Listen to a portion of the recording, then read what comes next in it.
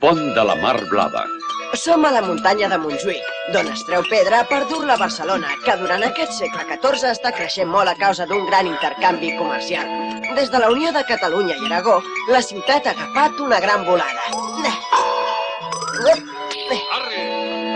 Mireu el Draghi, ell tan pinxo damunt del carro i apa, que sigui un altre. Potser la seva consciència qui expliqui què passa. Bé, la pedra de Montjuïc servirà per construir la nova muralla, la de la Rambla. Caram, quins capells tan elegants.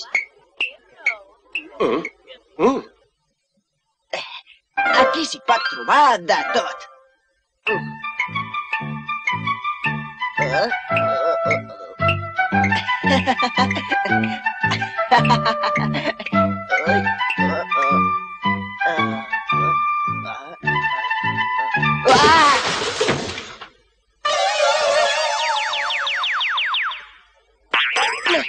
Draghi, sisplau, tens una barra? Una altra vegada em fas parlar a mi. Sí, aquest és el carrer de Montcada, on s'hi construeixen cases tan senyorials com aquesta. La Casa Aguilar, on avui dia hi ha el Museu Picasso. T'agrada, Però segur que encara quedaràs més admirat amb les obres de l'església de Santa Maria del Mar. Jo faig el mateix. I es veu que em faig de l'església. Moltes gràcies, maco. L'església de Santa Maria del Mar, d'estil arquitectònic gòtic, es va començar a construir l'any 1329. Avui posen la clau de volta del presbiteri de l'església de Santa Maria del Mar. Esclar, això no ens ho podem perdre. 50 anys després, amb moltes dificultats i fins i tot d'incendis a última hora, ja s'havien acabat les 3 voltes de la nau major.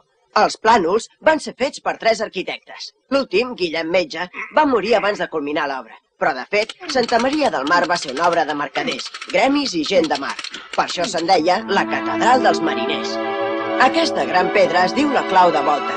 Té 2 metres de diàmetre i pesa 6 tones. Una representa l'Anunciació, una altra el naixement. La tercera el rei Alfons IV el benigna a cavall i la darrera l'escut de Barcelona amb les ensenyes de la Junta d'Obres del Temple i els seus gremis. L'arquitectura romànica necessitava unes parets molt gruixudes per aguantar les voltes. Ara, en el gòtic, el pes és sostingut pels nervis que descansen sobre els murs, reforçats amb contraforts. Les parets poden ser molt més primes i tenir grans finestrals. Es van construir catedrals i col·legiates d'estil gòtic a les principals ciutats catalanes: Barcelona, Tortosa, Lleida, Tarragona, Girona. La catedral de Girona és d'una sola nau. Va ser la més ampla d'Europa fins que es va construir la de Sant Pere del Vaticà. Les noves drassanes les va començar a construir Pere el Gran, però de fet es van iniciar el 1378, pagades per Pere III, la ciutat i el Parlament, sota la direcció del mestre Arnau Ferrer. Les drassanes barcelonines d'estil medieval són les més grans, les més completes i les més ben conservades d'arreu del món. Bona prova de la importància del comerç marítim de Barcelona és que sota aquestes voltes de 8 naus paral·leles es podien construir còmodament 30 galeres al mateix temps. Era una cosa semblant a les actuals cadenes de muntatge. El mar arribava fins a les mateixes drassanes, la qual cosa facilitava les avarades. En una època en què Catalunya necessitava tants vaixells, calia molta fusta de roure per fer el buc i de pi o d'avet per l'arboradura. El roure venia des de les rouredes de l'interior de Catalunya, els pins des de les serralades costaneres i l'avet del Montseny. Estic tan content de ser el padrí d'aquesta galera.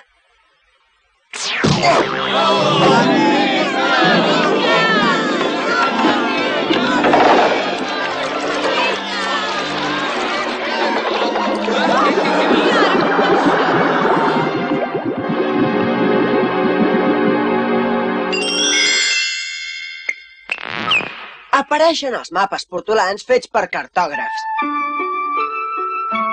Tenien l'ajuda del compàs i la brúixola, introduïts pels àrabs des de la Xina. Marcaven els ports, les costes i la direcció dels vents.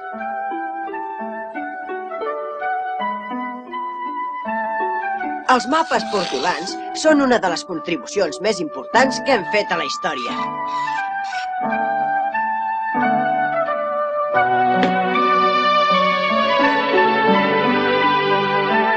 És remarcable aquest atles català fet per Abraham Cresques. Aquí s'hi troba marcada l'extraordinària ruta que va fer Jaume Ferrer l'any 1396 fins al riu Níger, a l'Àfrica, quan se'n va anar a la recerca d'or. Les nombroses vendes, compres i intercanvis es feien a les llotges. Aquests edificis eren anomenats també les catedrals del comerç.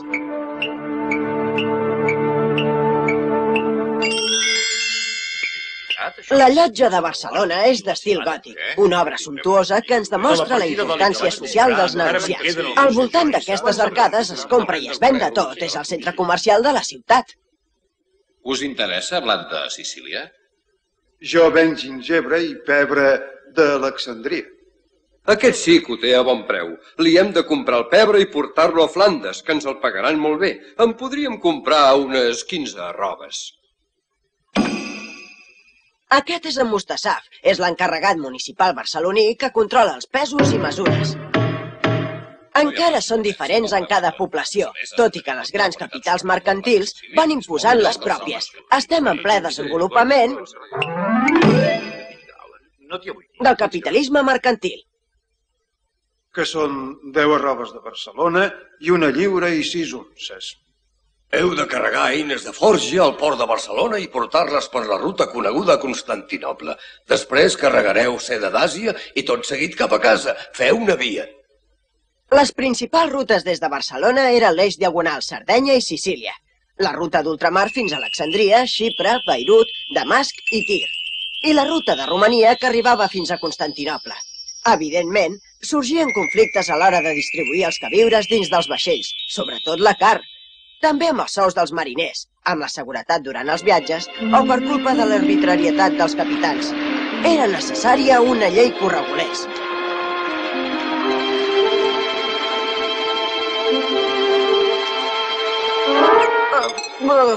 Cada vegada hi ha més conflictes. Forn! Volem forn! Forn! Aquests conflictes es resolien d'acord amb les lleis del Consolat de Mar, aplicades per cònsols catalans arreu de la Mediterrània. Era un llibre que recollia les lleis i sentències que regien el comerç marítim. Era també una institució per a la defensa dels interessos dels mercaders marítims, de la vida i de les responsabilitats dels vaixells, els sous dels mariners i les assegurances. Ah! Ha quedat perfectament demostrat que no s'ha donat carn als mariners 3 dies a la setmana com ordena el Consolat de Mar. Com està establert en les lleis vigents, dicto sentència. Les lleis del Consolat de Mar van ser la base del dret marítim europeu i va estar en vigor fins al segle XIX. I haig de continuar perquè no puc fer una altra cosa, però si sabéssiu el mal que em fa la cua... És el primer codi escrit complet dels costums marítims, que eren observats internacionalment a tota la Mediterrània. Redactat a Barcelona en català, va ser traduït a diversos idiomes. S'ha acabat la construcció de l'església de Santa Maria del Mar. I avui, dia 3 de novembre de 1393, es fa la seva consagració amb l'assistència dels reis. Vostra vida acabada, l'un major dels bons sentits, com la Déu fos presentada, triomfant en paradís, com la Déu fos presentada... Molt bé, bravo, bravo! En dies importants com avui, aquí, al Born, s'hi feien justes i torneigs davant dels reis i dels seus acompanyants. Eren dies de gran joia per a tothom.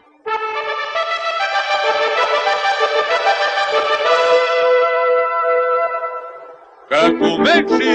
El torneig! Ja!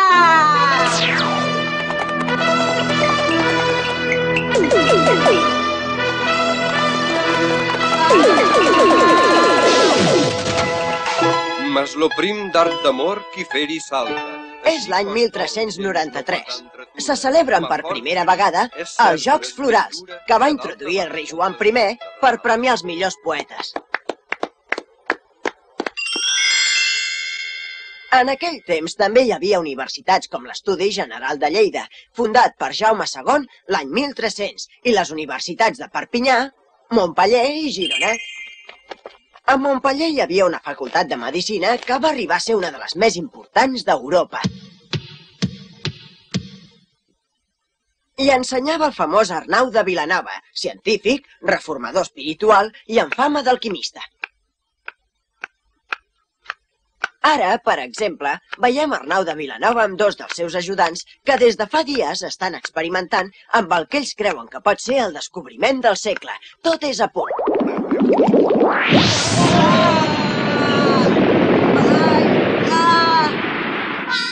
Els avis també s'equivoquen de vegades.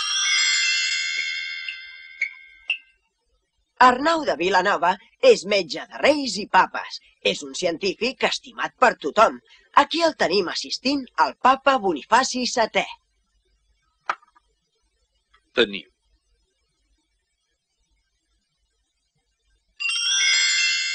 Feia temps que Ramon Llull, nascut a Mallorca, havia iniciat un important moviment intel·lectual. Home d'una gran curiositat i activitat, va escriure més de 250 llibres en llatí, català i àrab. També va escriure sobre teologia, física, medicina, astronomia i retòrica, i va ser també un autèntic místic i poeta trobador. Més endavant trobem Francesc Eiximenis, burgès gironí, educat a Colònia, París, Oxford, Roma i Tolosa, sota el patrocini de reis. Va ser l'autor de Lucrestià, enciclopèdia de saviesa medieval. I del Llibre de les dones, traduït en el seu temps a 3 idiomes. Bernat Metge, gran humanista i en el primer renaixement italià, és important per l'obra Lo somni. I el gran Ausiàs Marc, una de les grans figures líriques d'Europa, nascut a Gandia, va ser l'home que va dominar millor la llengua catalana. Entre d'altres poemes va escriure... Veles e vents, han mon desig complir, faent camins dubtosos per la mar. Mestre i ponent, contra d'ells veig germà, Xaloc, Llevant, los deuen subvenir, amb llurs amics lo grec que lo mitjorn, fent humils precs al vent tramuntanal, que en son bufar l'ocia parcial, i que tots cinc complesquen mon retorn. Una llarga maltemsada. Som al segle XIV i a partir de l'any 1333 comencen una sèrie de desgràcies per a Catalunya. Els camps de blat, mig esmorteïts, les espigues vinclades, males collites i, sobretot, fam.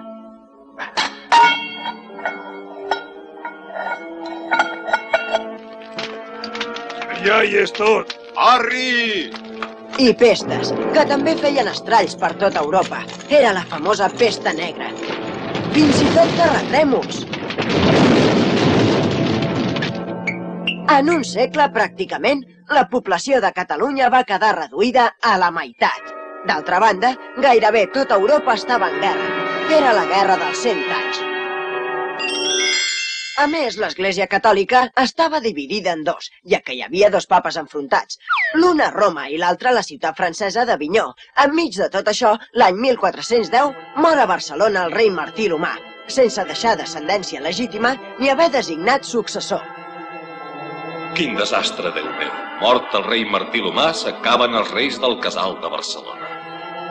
Tens raó, conseller Fiveller. És una situació absolutament nova des del temps de Guifré el Pilós. Ara el tron reial ha quedat buit. Qui l'ocuparà? Aquests són els dos candidats al tron.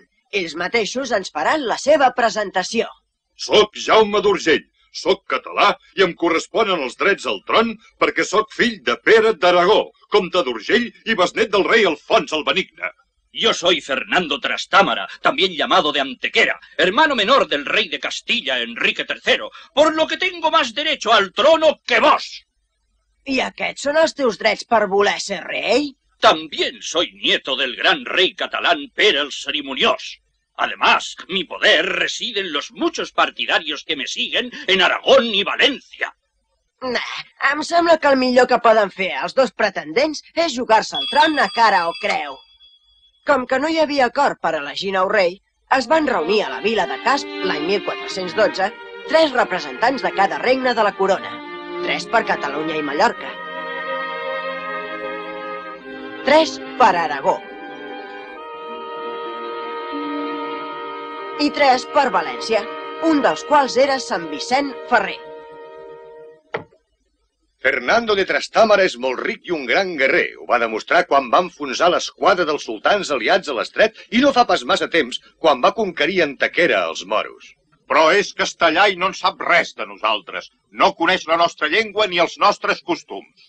Però ell és l'únic que podrà deturar el cisma que fa que hi hagi dos papes. I heu de pensar que sense cisma hi haurà pau i s'acabaran les guerres. Jo, fra Vicent Ferrer, voto a favor de Fernando de Trastámara, o dit també d'Antequera. Jo també el voto. Nosaltres tres, els d'Aragó, també votem Fernando. Després de pensar-m'ho bé, jo també voto Fernando. 2 vots de València, 3 dels aragonesos i un del català. Ha guanyat Fernando de Antequera.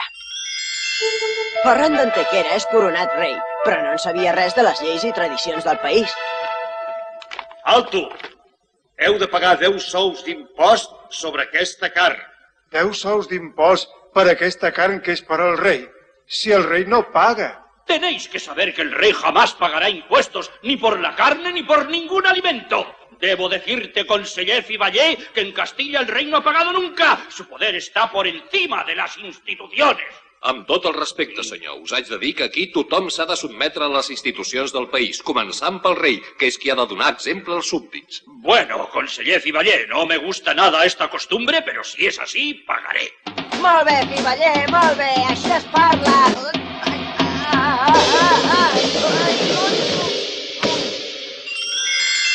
L'any 1442, Alfons el Magnànim, que havia succeït al seu pare Ferran d'Antequera, va conquerir el regne de Nàpols.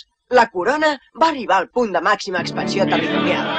Alfons el Magnànim havia rebut de la reina Joana II de Nàpols la promesa d'adoptar-lo com a fill i hereu. Després, la reina se'n va penedir i no va complir la paraula donada. Però Alfons ja s'havia fet a la idea de ser rei de Nàpols i no va parar fins que va entrar triomfal a la ciutat conquerida. Va viure gairebé sempre a Nàpols i sense preocupar-se per res de la cort de Barcelona. Mira que grassos i tips que van. Clar, són els que manen. Només els rics poden ser del Consell de Cent i de la Generalitat. Nosaltres, els menestrals i els petits comerciants, que som la majoria, no en podem ser. Volen manar i són tan poca cosa. Són com una busca, és a dir, com una estella.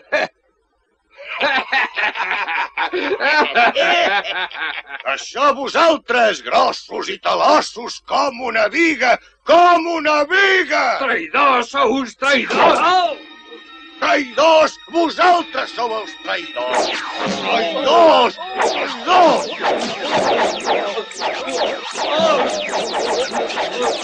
Fora privilegis! Fora privilegis! Fora! Fora! Fora! La situació era molt delicada. Les lluites entre la Viga o el Partit dels Poderosos i la Busca o el poble eren cada vegada més fortes. Majestat, us haig de donar les gràcies per permetre que alguns artesans del Partit de la Busca formin part del Consell de Cent, però em sembla que encara els hauríeu de donar més poder, majestat. Galceran de Requesens, ja que has vingut expressament aquí, a Nàpols, per demanar-m'ho, t'ho concedeixo. Que el Partit de la Busca governi el Consell de Cent de Barcelona. Ai, no m'amoïnis més, home. Oh, és que les teves orelles no senten aquesta música tan bonica.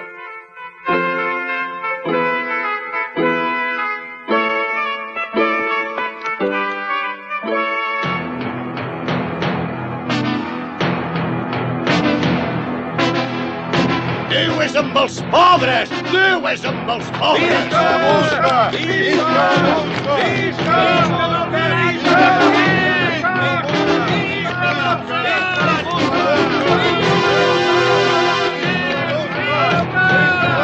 Vosaltres, púrria, que us penseu que maneu! Això no quedarà així! Què us heu pensat? Nosaltres som els que manem! També al camp les coses anaven malament. Els senyors feudals eren els amos de tot. Oprimien cada vegada més els seus vassalls, els pagesos de remença, amb els anomenats mals usos. Hola!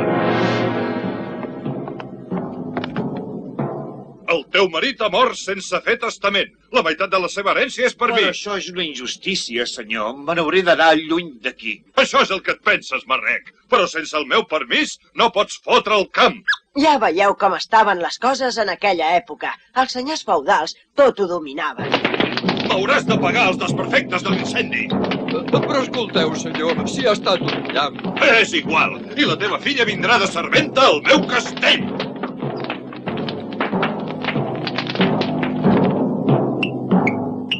Com veieu, tot anava cada vegada pitjor. Pagesos de Mieres i de la Garrotxa, s'han d'acabar els abusos dels senyors feudals. Abans això no passava. Hem d'anar a demanar suport al rei. Agrupem-nos i lluitem! Bern tallat! Tu has de ser el cap del nostre bàndol! Visca Bertallat! Que mori la terra dels pagesos!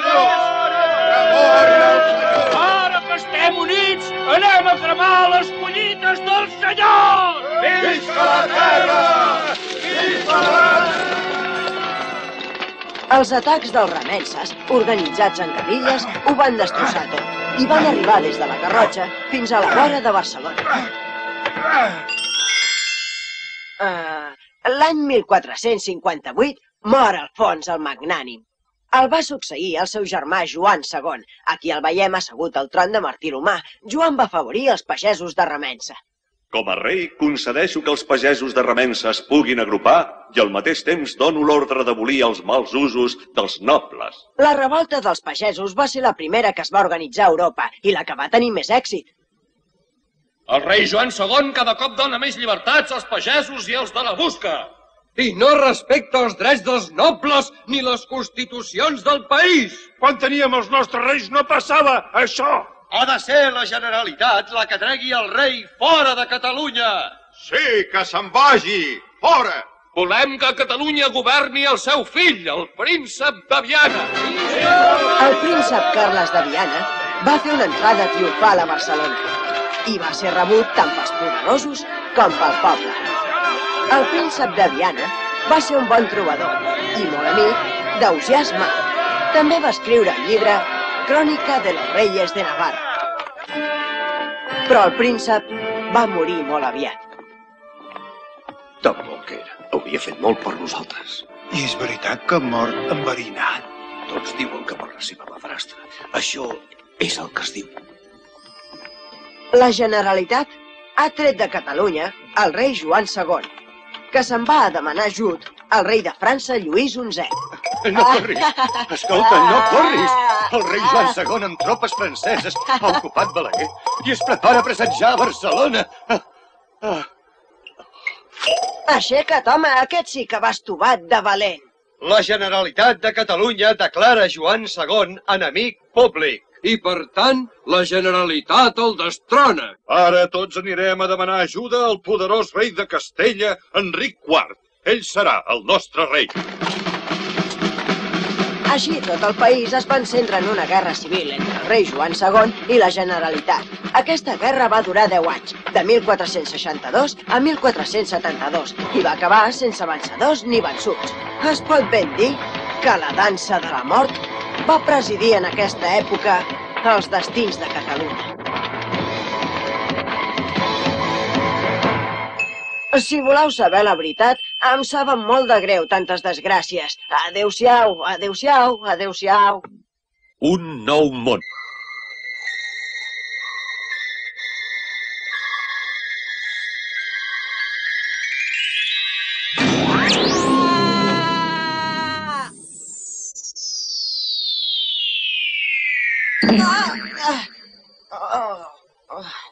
Vaja, això s'avisa. M'he espantat. Dormia tranquil·lament quan, de cop i volta, m'he adonat que volava. Segur que la pólvora n'ha tingut la culpa. La pólvora, quin invent! Com es nota que hem entrat a l'edat moderna. El temps de les descobertes geogràfiques i dels grans invents. Ah, el paper! Quin altre invent! Això ja no és el papir utilitzat pels antics egipcis, ni el pergamí fet de pell d'ovella. Això és paper. Sabeu d'on ve el paper? Doncs de la Xina. Diu la tradició que un tal Sai Lun va oferir a l'emperador el primer full de la història en una safata de plata. Fet amb els fils dels capolls de seda i gelatina d'algues. Molt curiós. Molt. Tu, xinès, què hi fas aquí? Sí, què hi fas?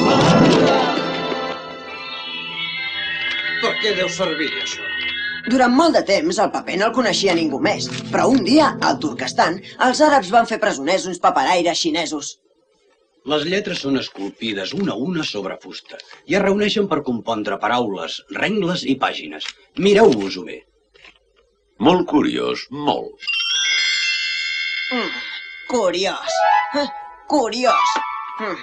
Curiós. Curiós.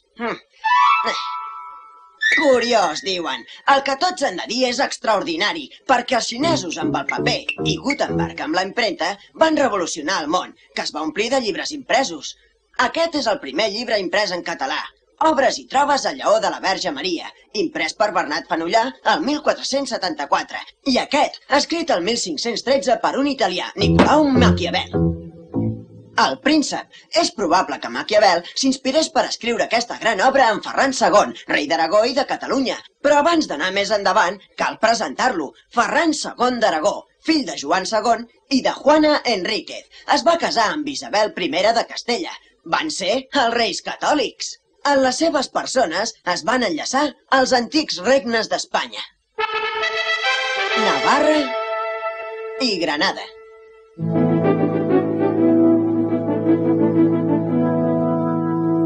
Parlem de Maquiavel, que va escriure allò tan espès de «Per arribar a ser un príncep no cal valentia ni fortuna, sinó més aviat astúcia».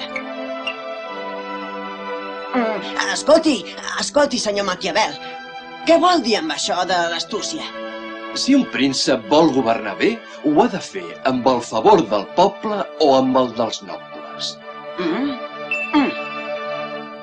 Escolta, Draghi, quin dels dos creus que és el pitjor enemic del príncep? Els nobles, Draghi, els nobles.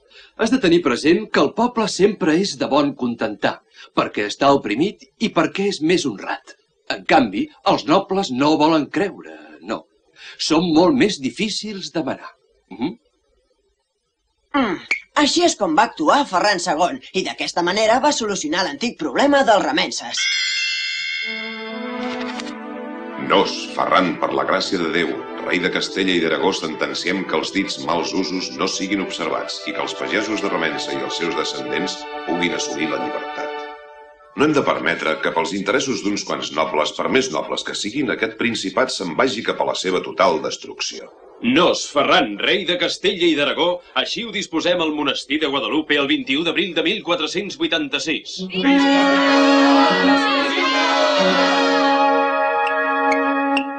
També amb astúcia maquiavèlica, Ferran II va suprimir el poder hegemònic dels nobles i grans burgesos, que se succeïen i es perpetuaven en el govern. Se'n va sortir amb una nova fórmula d'elecció de càrrecs públics, la sort.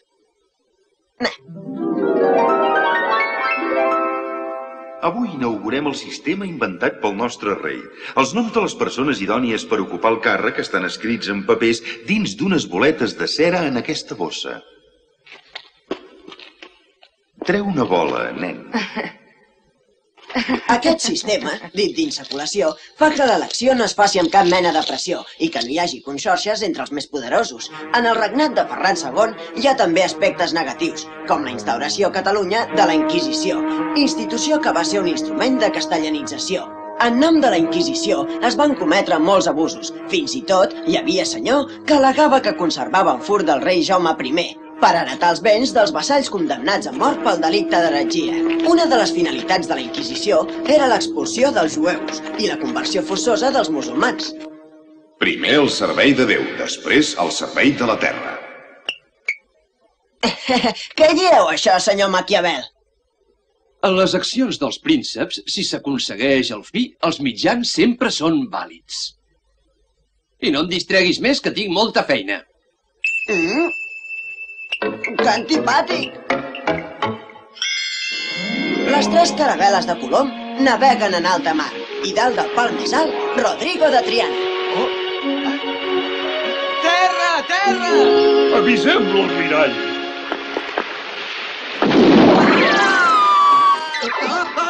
Ai! Tornem-hi! Un altre cop la pólvora! 2 vegades en poca estona!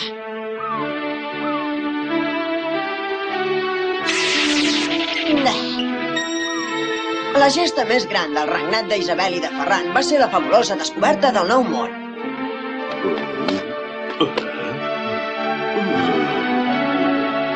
En aquell temps, Europa cercava per mar la ruta de les espècies. La canyella, el clau d'espècia, la nou moscada... Però el viatge no s'acabava mai. Les naus havien de vorejar Àfrica i l'Índia. Era massa llarg i el projecte que Colom oferia d'arribar a les Índies per Occident va ser acceptat pels reis catòlics. Colom, quan va tornar del seu primer viatge, va ser rebut pels reis a la ciutat comtal. Almirall. Majestat.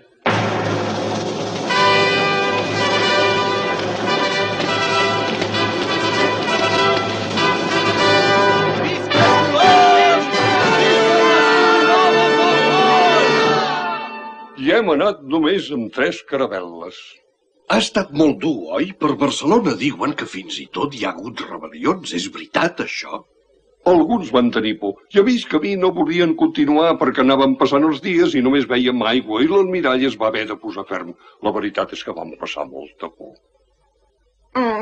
Perdoni, senyor mariner. A veure si em pot aclarir un dubte que fa dies que tinc. En Colom, d'on és? De Mallorca. Què dius ara? És de Gènova. Tira, home, tira. Si li diem Cristòfor Colom, si fos genovès li diríem Colombo. Tots dos esteu equivocats. En Colom és un jueu convers. És gallec. Ja us dic que és de Mallorca. No, i no és un jueu Va, convers. em sembla que no es posaran mai d'acord. És gallec.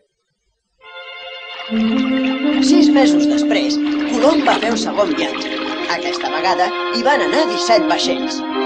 Alguns catalans s'hi van embarcar. Des d'aleshores es va establir una ferotge competència entre Portugal i Castella per decidir qui tenia el dret de dominar les terres descobertes. Les immenses riqueses del Nou Món eren el motiu principal de les seves desavinences. El papa Alexandre VI, que per cert era valencià, hi va trobar una solució. Es va crear un meridià divisori que pràcticament va dividir el món en 2 immensos trossos.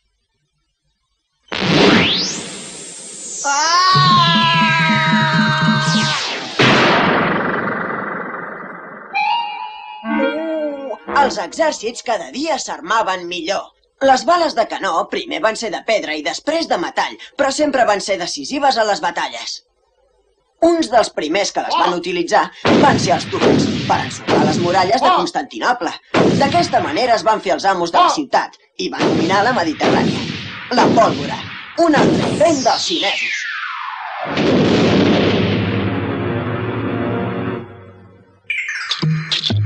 Ai, maleïda pólvora! Sembla que em persegueixi. No hi ha dret, ja és la tercera vegada. Aquella gent també la feia servir per fer focs d'artifici.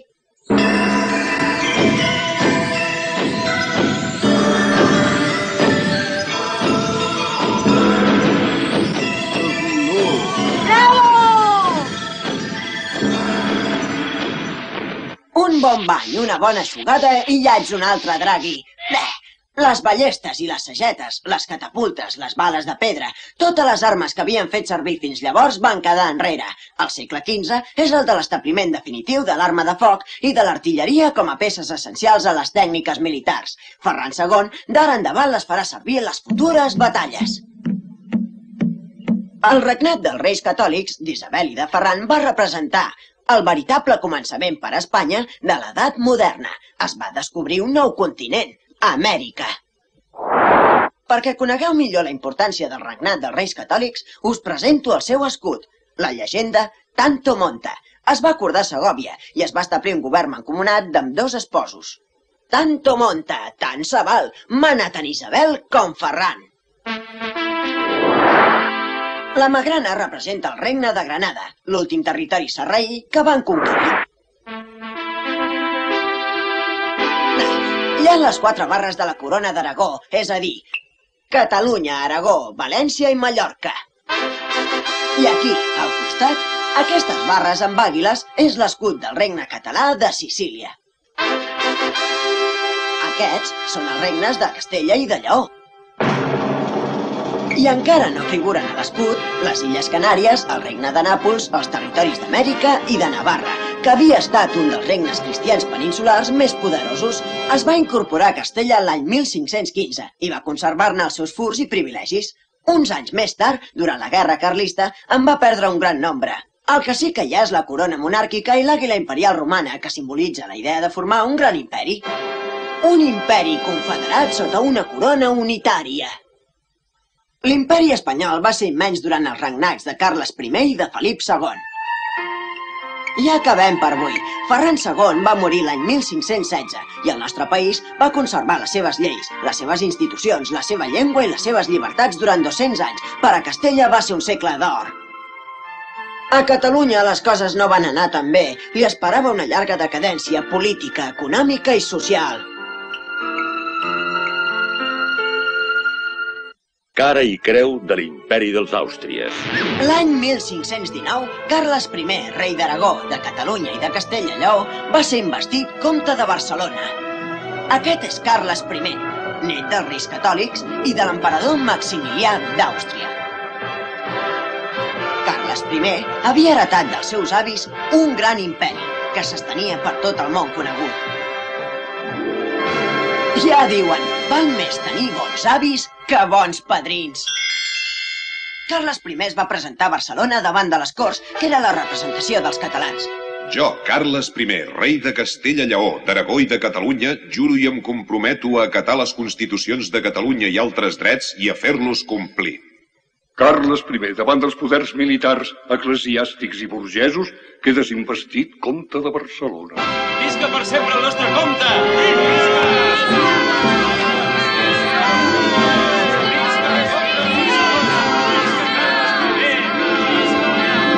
Com a hereu del meu avi Maximilià d'Àustria, sóc candidat, entre altres reis, a ser l'emperador del Sacre Imperi Romano-Germànic. Un dels aspirants amb més possibilitats és el rei de França, que es vol quedar també amb Sicília, Nàpols, Milà i la Borgonya. Per ser elegit necessito diners. Les Corts catalanes han decidit donar-te 250.000 ducats. Et corono emperador del Sacre Imperi Romà i t'enlairo per damunt de tots els reis del món cristià. Gràcies a les donacions de les Corts catalanes i d'altres, Carles I va ser consagrat emperador a la ciutat alemanya d'Aquisgrà. I amb tantes i tantes corones damunt del front, Carles I devia tenir tot sovint mal de cap, encara que només fos pel pes que hi duia. És clar que el turc Solimà és el que li donava més mal de caps.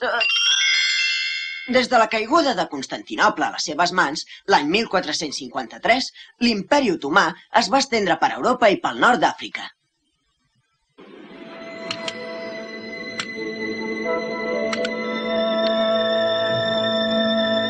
Els pirates turcs feien incursions a les costes cristianes de la Mediterrània per saquejar-les i endur-se'n captius.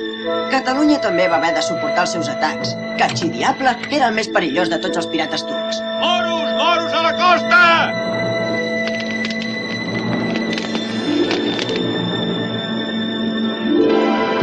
Foc a la torre! Hi ha moros a la costa! Correu de pressa!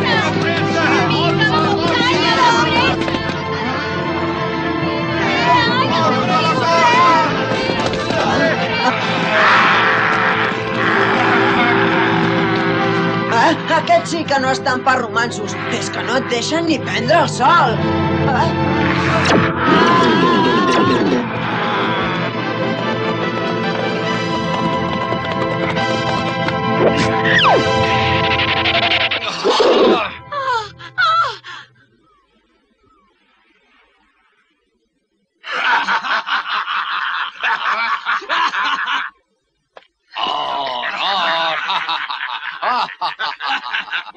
El pirata Capxidiable era un home sense cap escrúpol. Per ell, un unça d'or tenia el mateix valor que una vida humana. La Mediterrània s'havia convertit, doncs, en un mar ple de perills per on no podien passar rutes de comerç. Com que les rutes marítimes eren tan insegures, els catalans van haver de buscar altres camins per comerciar. I tots aquests draps que nosaltres amb tant de sacrifici portem de Barcelona a Valladolid, on van a parar? Doncs perquè ho sàpigues, els castellans gairebé tots els venen a Amèrica. I per què no els podem vendre als catalans directament a Amèrica? Amèrica és una possessió de Castella i, per tant, els catalans ho tenim totalment prohibit de comerciar amb aquelles terres. Quina llàstima, tan gran i tan rica que deu ser Amèrica. Jo me'n vull anar cap allà. Si sabessis, traginer, allà hi ha la terra de Xauxa, plena d'or i pedreria.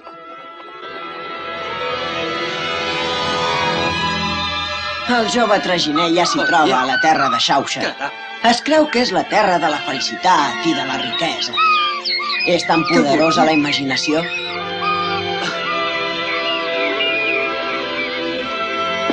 Els marcs de les portes i finestres són fetes del més pur metall. Fins i tot es pensa que les flors són pedres precioses.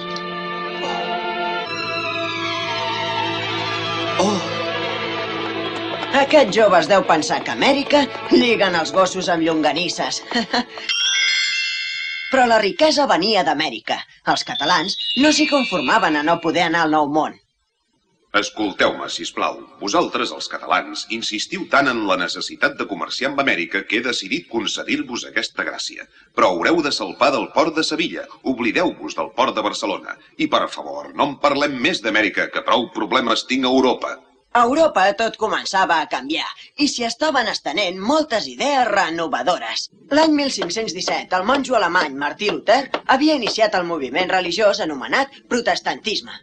Protesto i em rebel·lo contra el papa Lleó X. El pagament de les butlles d'indulgència per no anar al purgatori és un negoci de l'església corrompuda de Roma. El cel no es compra amb diners. L'home es justifica amb la virtut de la fe. No té cap necessitat de practicar altres coses. L'Església és materialista, l'Església ha de ser reformada. Davant d'això, l'Església Catòlica es va reunir a Trento l'any 1545. Declarem heretge i fora de l'Església Martí Luter i tot aquell que segueixi les seves doctrines. D'acord? Luter, els prínceps i nobles alemanys estem amb tu i tots contra el papa de Roma. Visca Luter!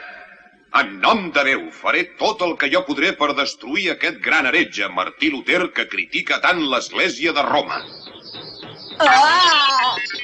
La intransigència dels uns i dels altres va provocar guerres entre catòlics i protestants. Que si vado aquests barbuts m'enforquen!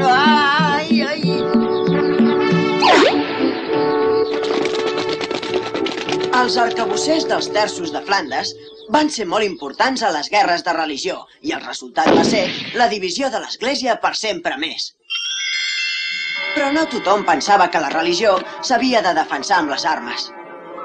Un dels que pensaven així era aquest cavaller basc, Ignasi de Loyola. Ell va ser un dels més fidels servidors del virrei de Navarra. Va caure greument ferit mentre defensava Pamplona dels atacs dels francesos. Durant els llargs mesos que va durar la seva convalescència, va decidir canviar l'espasa per l'hàbit i va organitzar una milícia apostòlica per la restauració de la fe en Crist. Verge de Montserrat, als teus peus i amb tota la devoció deixo la meva espasa. Escolteu-me. L'Església Catòlica s'ha de reformar, però sempre obeint el Sant Pare de Roma. Per pensar en tot això, em retiraré a meditar en una cova a Manresa. Ignasi de Loyola havia deixat la Verge d'Aránzazu a la seva pròpia terra. Va viure 10 mesos a la cova de Manresa, en una gran austeritat, i va escriure la primera versió dels exercicis espirituals. Per defensar l'Església Catòlica fundaré una companyia no militar, sinó espiritual, la Companyia de Jesús. L'any 1556, a Carles I el va succeir el seu fill Felip II. El nou rei no va afavorir gens els catalans amb les relacions comercials que volien tenir amb Amèrica. Igual que el meu pare, penso que amb Amèrica només hi pot comerciar Castella, i no pas cap altra nació que no sigui Castella, ni Flandes ni Catalunya. Més clar l'aigua i a qui li piqui que es grati. En canvi, pel que feia a la Mediterrània, Felip II va tenir més en compte les aspiracions catalanes. Per l'oest no tenia pas cap enemic. Per l'est, o sigui per la Mediterrània, necessitava l'ajuda dels catalans. Per això es va unir amb el papa Pius V davant del perill dels turcs. Sant Pare, a la Mediterrània només hi ha dues potències, Castella i Turquia. Castella és catòlica, sempre us ha estat fidel. A l'altra banda del nostre mar hi ha els heretges, els turcs. La cristiandat està en perill. Hem de crear la Lliga Santa. Per això us demano el vostre ajut i també el del duc de Venècia. Rei Felip de Castella, compteu amb el meu ajut. I també amb tota la flota veneciana. Lluís de Requesens, tu has governat molt bé Flandes enmig d'aquestes terribles guerres de religió. Tens experiència en vaixells i navegants. Ara et demano de fer la guerra per evitar el perill que representen els turcs. Et nomeno capità general de la flota contra els heretges. El meu germà Joan d'Àustria tindrà el comandament d'honor. A més, ets català i els catalans hi han donat molts diners. L'esquadra cristiana es va fer a la mar l'any 1571. Portava 50.000 homes. Molts dels vaixells de la flota eren catalans. Al golf de Corint, a la vora del port de Lepant, es va enfrontar amb l'esquadra turca. El combat va ser molt dur.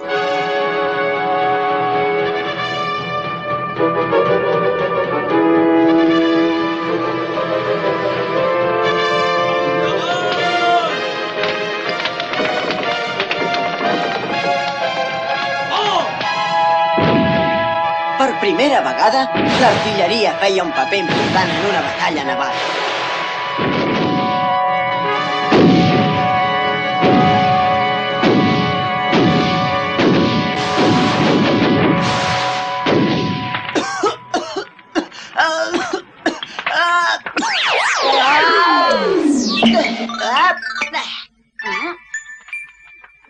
El Sant Crist, que segons la llegenda va esquivar una bala, es venera a la catedral de Barcelona. La victòria de l'armada cristiana va ser total. La batalla de Lepant va frenar el domini dels turcs sobre la Mediterrània. Sota el regnat de Felip II, l'imperi espanyol va arribar a la seva màxima extensió, des d'Amèrica fins a les Filipines. Catalunya estava empobrida. No la deixaven comerciar amb Amèrica, que era d'on venia l'or que es necessitava. Catalunya no hi participava dels grans beneficis que donava aquest gran imperi, però conservava, malgrat tot, el seu orgull com a poble. Un dels ajudants del rei Felip II exigeix allotjament al monestir de Poblet. Obriu el missatger del rei d'Espanya! Aquí no en coneixem pas cap de rei d'Espanya. Doncs és el vostre rei. El nostre senyor no ho és pas el rei d'Espanya. Obriu o destruiré les portes! Calmeu-vos, senyor. El monestir de Poblet no té mai les portes tancades per ningú. Us hauríem obert de seguida si haguéssiu dit que veníeu en nom del comte de Barcelona. Felip II no és senyor de Catalunya com a rei d'Espanya, sinó com a comte de Barcelona. Aquells catalans sí que eren del morro fort. Adeu, adeu-siau, fins un altre dia.